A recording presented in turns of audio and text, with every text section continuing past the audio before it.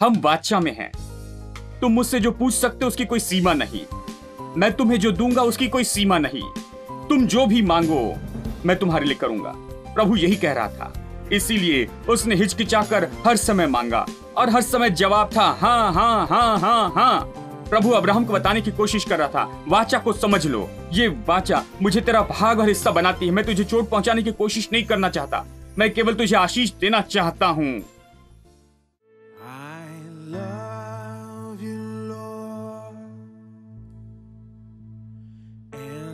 I lift my voice to worship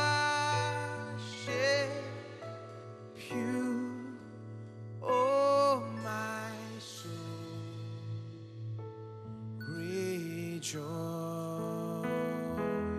take joy, my King, in what you hear. Let it be a sweet, sweet sound in your ear. I love you, Lord. I love you, Lord, and I lift my voice to worship you, oh my soul, rejoice, take joy, my King, in what you hear.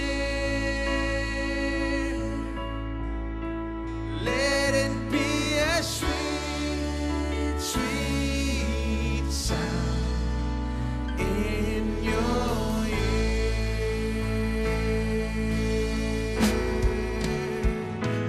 I love you, Lord, and I lift my voice to worship you, oh my soul, rejoice, take joy, my King, in what you hear.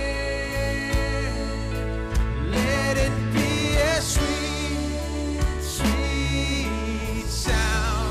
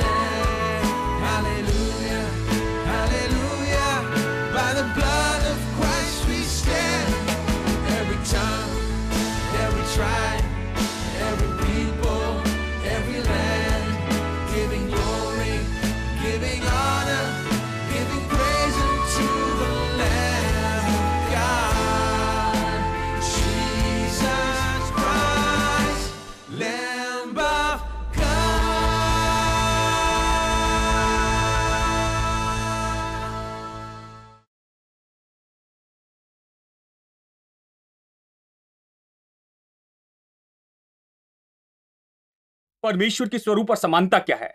प्रभु अपने वचन का प्रभु है। मनुष्य में परमेश्वर की स्वरूप और समानता क्या है? मनुष्य भी वचन का व्यक्ति है। देखिए, सब कुछ वचन है। संसार वचन का संसार है।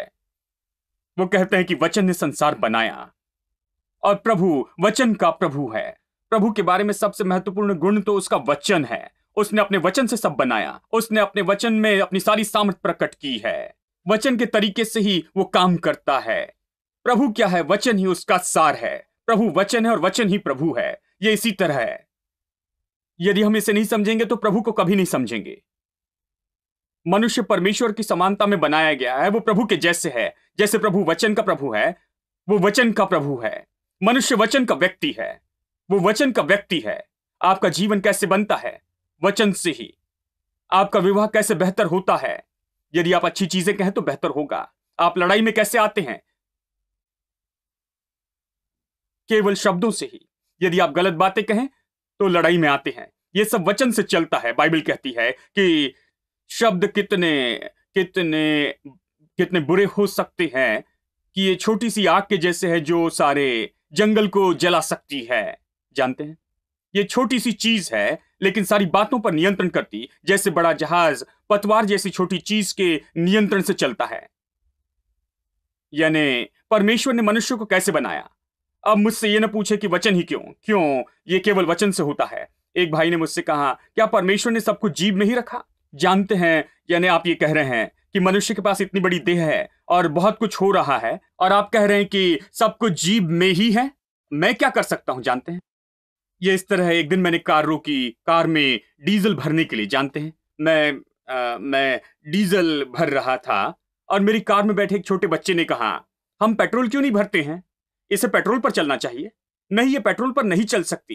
ये पेट्रोल पर क्यों नहीं चल सकती? मैंने कहा, मेरे पास समय नहीं कि बताऊं कि ये पेट्रोल पर क्यों नहीं चलती। ये ऐसी बनाई गई है कि चले डीजल पर। यदि आप इसमें पेट्रोल डालकर इसे चलाने की कोशिश करेंगे तो ये खराब हो जाएगी। ये नहीं चलेगी। ये आपकी इच्छा और मर्जी से नहीं चलेगी। ये उसी तरह से चलेगी जिस तरह से चलने के लिए बनी है। यानी जीभ ही क्यों, मुझे पता नहीं, प्रभु से पूछे। प्रभु ने मनुष्य को ऐसे ही बनाया है। प्रभु ने मनुष्य को वचन का व्यक्ति बनाया है। यानी ये दो लोग विवाह की वाचा में खड़े होते हैं, वो शब्द कहते हैं।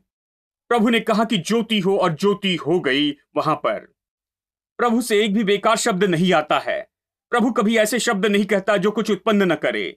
इसलिए वो कहता है कि तुम भी बेकार शब्द न कहना। बेकार शब्द यानी उत्पन्न न करने वाले शब्द। बेकार शब्द तो ऐसे शब्द जो कुछ उत्पन्न नहीं करते हैं, उनका लक्ष्य नहीं होता है। लेकिन वचन प्रभु के अनुसार यह हमेशा कुछ करने के लिए निश्चित होते हैं, और इसलिए प्रभु जो कहता है वही होता है। हमेशा वो जो भी कहता है वो पूरा होता है। यदि वो कुछ करना नहीं चाहता है तो वो उसे नहीं कहता है। केवल जिसे वो पूरा करना चाहता है बस वही कहता है। वो जो देखना नहीं चाहता है उसे वो नहीं कहता है। वो केवल वही कहता है जो देखना चाहता है। प्रभु ऐसे ही है। वो अपने शब्दों का कम उपयोग करता है, सावधानी से, गिनती के साथ। वो किसी चीज का निशाना रखता है। वो एक निश्चित उत्पादन का निशाना लगाता है। वो चाहता है कि कुछ करे, इसलिए कहता है कि वचन बेकार नहीं लौटेगा। वो हमेशा उससे पूरा करेगा जिसके लिए उसे भेजा गया है। इसका क्या अर्थ है? इसका अर्थ है, अब जब प्रभु कहता है, ये कभी ऐसे नहीं, ओ उसने कहा, उसका ज्यादा कोई अर्थ नहीं होता है। नहीं नहीं, जब वो कहता है तो उसका बहुत अर्थ है। जब वो कहता है कि हर शब्द कुछ उत्पन्न करने के लिए नियुक्त हुआ है, यानी अब मनुष्य प्रभु के जैसे है, उसके पास प्रभु की यही स्वरूप और समानता है। यानी स्त्री और पुरुष वहां खड़े होते हैं और वो शब्द कहते हैं, और अब कुछ उत्पन्न करने वाले हैं। एक चमत्कार होने वाला है। वो दोनों वहां खड़े होते हैं उस वेदी पर। वो एक दूसरे से वादा करते हैं। ये पुरुष कहता है, मैं तुम्हें पत्नी के रूप में स्वीकार करता हूं। स्त्री कहती है, मैं तुम्हें पति स्वीकार करती हूं। और ये वादा करते हैं, और जब इन दोनों के मुंह से ये शब्द आते हैं और मिलते हैं, ये शब्द, उनके शब्द, ये उनके दिल से खोले जाते हैं और उनके मुंह से एक दूसरे के लिए निकलते हैं। वो शब्द विवाह की एकता का चमत्कार करते हैं। कि दो लोग जो दो देह थे, दो अलग व्यक्ति थे, अब एक हो जाते हैं। हेलो, क्या ये ज्यादा हुआ या ये इसी तरह से है? कुछ चमत्कारी होता है, बिल्कुल जैसे ज्योति हो जाए और ज्योति हो गई। ये शब्द जो दो लोगों के मुंह से बाहर आए, उसने चमत्कार की एकता लाई है। अब ये दो लोग दो नहीं हैं, वो एक हो जाएंगे। आप कहेंगे कैसे? ऐसा ही है। ये शब्दों से उत्पन्न हुआ चमत्कार है। विवाह तो शब्दों से हुआ चमत्कार है। हेलो। और फिर वो जाते हैं और सच में एक हो जाते हैं। जानते हैं, आप चकित हो जाएंगे। बाइबल कहती है कि आदि में परमेश्वर ने स्त्री और पुरुष को बनाया। इसका अर्थ है कि उसने मनुष्य को बनाने से पहले इसके बारे में सोचा कि वो मनुष्य को क्यों बनाना चाहता, वो मनुष्य को कैसे बनाना चाहता, और फिर उसने मनुष्य को बनाया। मनुष्य को कैसे बनाया? उसने मनुष्य को स्त्री और पुरुष बनाया, दो लिंग। इसका अर्थ है कि उसने विवाह के बारे में सोचा और मनुष्य को विवाह के लिए बनाया, विवाह के लिए बनाया। इसलिए दोनों हैं, स्त्री और पुरुष हैं। ठीक है। फिर वचन कहता है, ये है मरकुस 10, मेरे पास पढ़ने का समय नहीं, वचन 6 से आगे। फिर वह कहता है कि इस कारण पुरुष अपने माता पिता को छोड़ अपनी पत्नी के साथ रहेगा। वो दो शरीर नहीं, वो दो नहीं, लेकिन एक हो जाएंगे, एक होंगे। आप कहेंगे कैसे हो सकता? ये ऐसा होगा क्योंकि परमेश्वर ने उन्हें विवाह के लिए बनाया, विवाह के योग्य बनाया। परमेश्वर ने साथ ही उनमें विवाह के लिए अलौकिक स्वीकार करने की योग्यता भी रखी है। मैं कुछ घर में गया जहां दुल्हन विवाह के लिए तैयार हो रही थी, वो विवाह के लिए तैयार हो रही थी। विवाह के केवल 2 हफ्ते पहले मैं मिलने के लिए गया, जानते हैं, और मुझे याद है उसने पैक कर लिया था, सूटकेस तैयार थे। उसने कहा, पास्टर 2 हफ्ते बाद मैं वहां रहूंगी। मैंने कहा, कहां पर? कहा, मेरे पति के घर में। ये लड़की उसे जानती भी नहीं थी। जानते हैं, भारत में अरेंज मैरिज है, जानते हैं। कई बार आशा करता हूं कि ये अच्छे से अरेंज किए गए हो। और और जानते हैं, और वो कहती है कि मैं जा रही हूं मेरे पति के घर में। खैर, कब से पति को जानती हो? नहीं जानती हो। 2 हफ्ते के बाद शादी हो रही है, फिर पति को जानूंगी। क्या तुम वहां पर जाकर उन्हें जानोगी? हां, क्यों नहीं? वो वहां जाने के लिए तैयार है, वो इतनी हिम्मत रखती है। मैं सोचता हूं कि ये लड़कियां कितनी हिम्मत वाली है। मतलब उनमें कुछ होना चाहिए, कुछ न कुछ, कि सारे सूटकेस पैक कर ले, कि जाकर अलग जगह पर रहे, ऐसे पुरुष के साथ जिसे वो कभी नहीं जानती थी, बिल्कुल नहीं जानती है। किस कारण ये करते हैं? किस कारण ये संभव है? वो स्वभाव जो परमेश्वर ने उनमें रखा, अलौकिक स्वीकार करने का स्वभाव जो परमेश्वर ने उनमें बनाया है विवाह के लिए, उस कारण ये ऐसे काम करता। जब प्रभु ने उन्हें विवाह के लिए बनाया, जब विवाह का समय आता है तो अचानक विवाह के लिए तैयार हो जाते हैं और माता पिता अपना सिर पटकते हैं। कुछ माता पिता मुझसे कहते हैं, ओ भाई मेरी बेटी के लिए प्रार्थना कीजिए, वो संसार को नहीं जानती, कुछ नहीं जानती, मुझे पता नहीं ससुराल में क्या करेगी। ये कहना बंद कीजिए। मुझे पता नहीं वो किस तरह ससुराल में रहेगी, आशा करता हूं कि वो आकर हमारे साथ में रहे क्योंकि हम उसकी अच्छी देखभाल करेंगे। नहीं, ये कहता है माता पिता को छोड़ दे। इसलिए प्रभु ने कहा, इसलिए पुरुष अपने माता पिता को छोड़ देगा। उसने पुरुष से कहा क्योंकि माता पिता को कहने में मतलब नहीं था।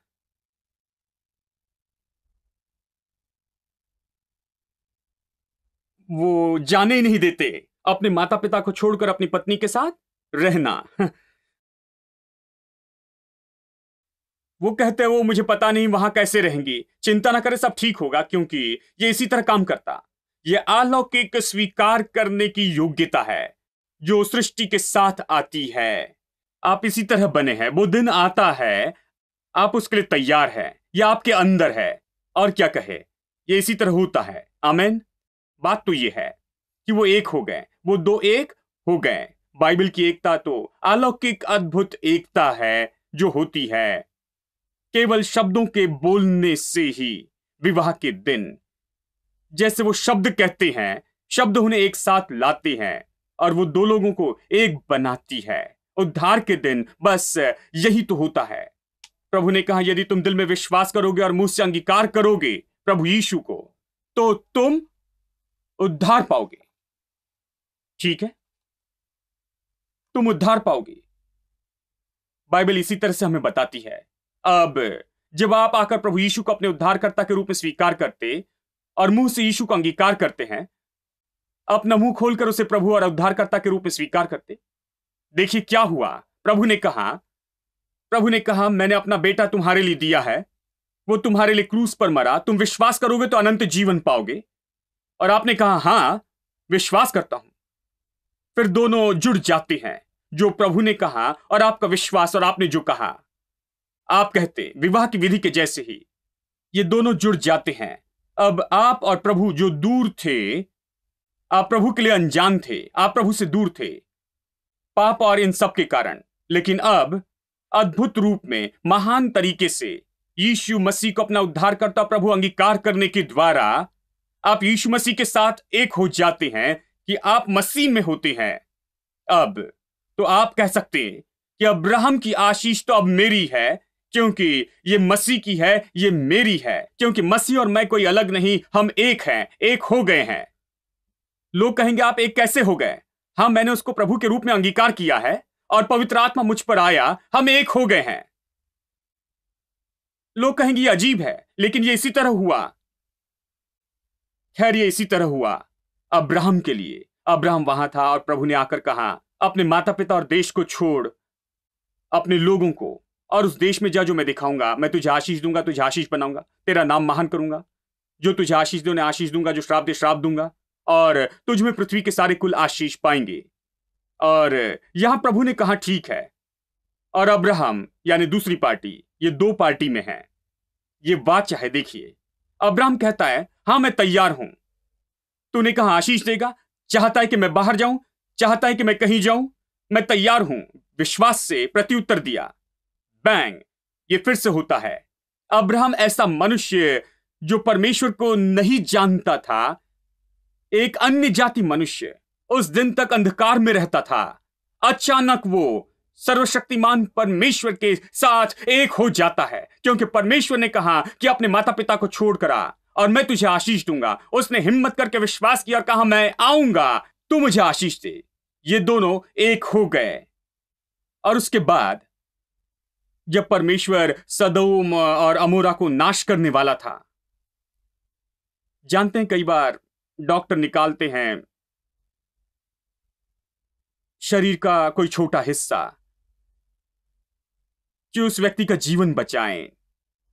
यह जरूरी होता है, टाल नहीं सकते, और वो इसे करते हैं। पीड़ादायी है, सह नहीं सकते, लेकिन वो करते हैं, क्योंकि नहीं तो वो आदमी मर जाएगा। सदोम और अमोरा ऐसा ही था। प्रभु ने उन्हें निकालना पड़ा, खत्म करना पड़ा, क्योंकि यदि वो उन्हें ऐसे रखता तो पूरा संसार पाप से नाश हो जाता। वो इतने दुष्ट लोग थे, तो प्रभु ने कहा मैं उन्हें नाश करूंगा। लेकिन फिर उसने कहा रुको एक मिनट, मैं संसार में जाकर ऐसे नहीं कर सकता, क्योंकि संसार में मेरा पार्टनर है। मेरे पास एक मनुष्य है जो मेरा भाग और हिस्सा है। मेरे मनुष्य को बताए बिना मैं जाकर कैसे कुछ कर सकता हूं? वो मेरा भाग है, उस मनुष्य को बताए बिना मैं कुछ नहीं करता। देखिए, वो मानो पति और पत्नी जैसे थे। देखिए, अपनी पत्नी को बताए बिना कुछ भी न करे। जानते हैं, ये इसी तरह है। परमेश्वर ने कहा कि अब्राहम को बताए बिना मैं कुछ भी नहीं कर सकता हूं। देखिए, मुझे अब्राहम को बताना ही होगा। यानी प्रभु अब्राहम के पास आता है और कहता है मैं सदोम और अमोरा को नाश कर दूंगा। और अब्राहम ने कहा रुको एक मिनट, मेरा एक रिश्तेदार वहां रहता है, लूत वहां पर है। लेकिन उसने इस तरह से नहीं कहा, क्योंकि वो नहीं जानता था कि प्रभु से इतनी आजादी से बात कर सकता है, क्योंकि उसके पास बाइबल नहीं थी, उसके पास ये महान सत्य नहीं थे। देखिए, उस व्यक्ति को माफ करना चाहिए। देखिए, वो नहीं जानता था। वो सोचने लगा ओ लूत वहां पर है और ये कहता है कि ये दोनों शहरों को नाश कर देगा, तो लूत का क्या होगा, मेरे भतीजे और उसके परिवार का? तो मैं इसे कैसे मांगू? ये प्रभु, मैं मनुष्य हूं, मैं कुछ नहीं, केवल धूल ही हूं। वो कहता मैं प्रभु तक कैसे पहुंचूं, मैं कैसे उससे बातें करूं, मैं कैसे लेन देन करूं? वो धीरे धीरे शुरू करता है, वहां अगर 50 धर्मी हो तो क्या तू फिर भी नाश करेगा? प्रभु ने कहा नहीं, और यदि 45 हो तो वो धीरे धीरे नीचे आता है। प्रभु ने कहा नहीं। और यदि 40 हो तो? प्रभु ने कहा नहीं। और फिर उसने सोचा चलो एक और बार कहूं, और यदि केवल 30 ही हो तो? उसने कहा नहीं। और इस तरह 10 तक चलती रहा। देखिए, और हर समय प्रभु ने कहा हां, और यदि 10 भी हो मैं नाश नहीं करूंगा। उसने जो भी मांगा प्रभु ने दिया। प्रभु उसे क्या बताने की कोशिश कर रहा था? प्रभु उसे बताने की कोशिश कर रहा था, अब्राहम, मेरे साथ तेरे संबंध में तुम मेरे हो और मैं तुम्हारा हूं। जो भी तू इस पृथ्वी पर घोषित करेगा मेरी इच्छा से, मैं वही करूंगा। हेलो, जो भी तुम घोषित करोगे इस पृथ्वी पर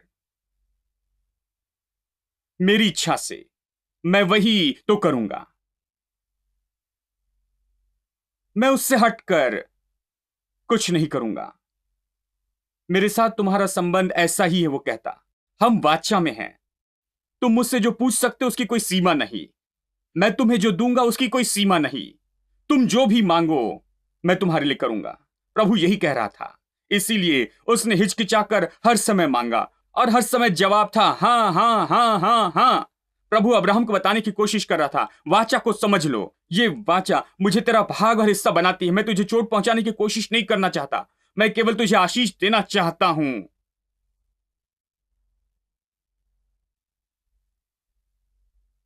उस समय अब्राहम को वाचा समझना बहुत मुश्किल था, क्योंकि वो सारी बातों के लिए नया था। जब यीशु इस संसार में आया तो वाचा के लोगों की सेवा कर रहा था, यहूदी लोगों की। पहले वो उनके साथ रहा। मैंने आपको पहले बताया था कि उन्हीं पर तो वाचा की आशीष थी, अब्राहम की संतान पर। लेकिन वो आशीष में नहीं रहे।